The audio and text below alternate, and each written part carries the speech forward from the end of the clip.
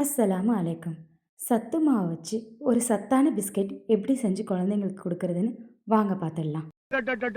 எங்க அப்பா 50 gram butter, அது கூடவே 1/2 கப் நாட்டு சர்க்கரை சேர்த்து நல்லா பீட்டரை வச்சு பீட் பண்ணிக்கோங்க.